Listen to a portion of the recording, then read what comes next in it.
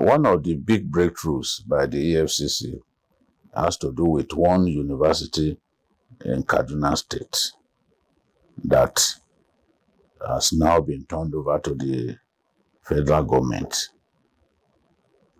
How do you sometimes, when you see this level of corruption, does it not demoralize you when to even imagine that this is true? Yes, like I did say, given our size, given the resources we have. One individual. Yeah, given the resources we have. That quantum of money. Yeah, it's a system, but we are doing something about it now. The president is really doing something. Because the issue is, the system allows for it before now. It has been so porous. You get my point, sir. The system has been so porous. If the system is not porous, if there are no leakages, it should be difficult for somebody to jack off money that is meant for the implementation of a budgetary, of a capital project. Now, the university you are talking about, it was not even a minister, it was a director. Yes. It was traced to a director. All of that money, one person. Traced to a director. A whole university, you need to see the structure. You need to see the... And so we applied the civil forfeiture approach, and we got the property forfeited. And now it has become the property of government. Federal, it has been turned to Federal University of Science, somewhere in Kaduna State. In fact, in that environment, there is no university at all, and they are all happy now. At least they can benefit from the process of crime. There is this big complaint that you find it difficult to secure the conviction of politically exposed persons. And this has been there even long before you mounted the saddle. Why is it so difficult to secure the conviction of politically exposed persons, given that even the governors that we call the class of 2007, a lot of them, we don't even know at what stage their cases are. We don't know how many of those files you can actually lay your hands on. And we saw when the EFCC paraded them. At that time, we saw when the EFCC began his case against them. But we've not seen the end of most of those cases. Yes, thank you for that question. It's also bothered my mind upon my assumption of office, and that's why we began to review some of those cases. Now, EFCC is a product of the law. That means that we have to work within the confines of the law. When we finish our investigation, we take the matter to court. From that process, from that point, the process of court process takes over. What is important for us to do, which we are doing now, is to take our time and do diligent investigation. We present it there with our evidence. Now, there are legal technicalities that you cannot control. For example, somebody filing an interlocutory application. It just says, look, the law says, EFCC says, I should continue with this case. Why I rule on your interlocutory application? Now, the substantive case, you continue with the substantive case, but the ruling on interlocutory application is taken to on appeal to Court of Appeal. From Court of Appeal, it goes to Supreme Court. Eventually, because you throw it, either agree or throw it out.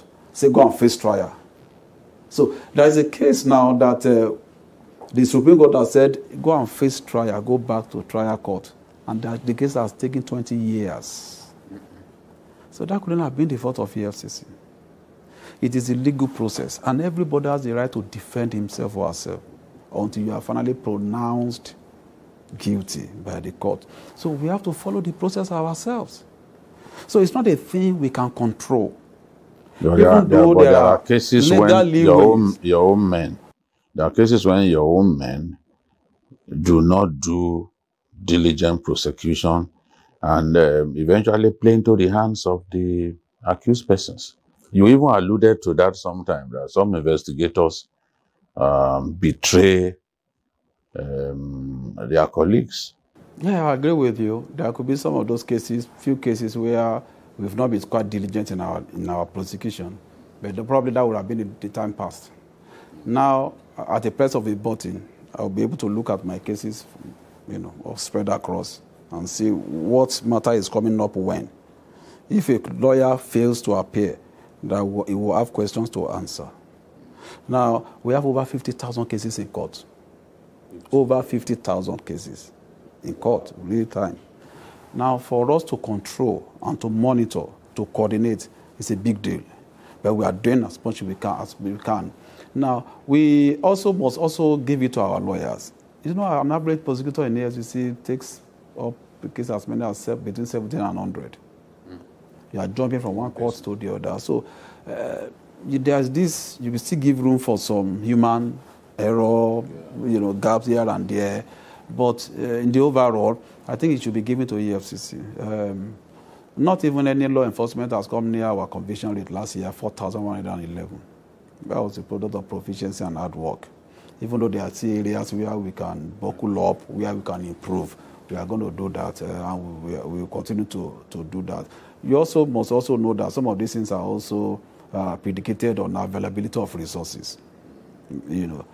Somebody has 2 or 3 places to go, and we may not be able to make the resources available on time. So that also tends to not only dampen spirit, and also tend to discourage. But in recent time, the President Bola Ahmed Tinubu had supported us in that area, and you can see that most of our cases are going on well now. Now, that is also partly attributable to expectation from Nigerians. So I tell you, when we take our time, or when we take matters to court, the issue has always been, you people, you don't do your diligent investigation, you just take the matter to court.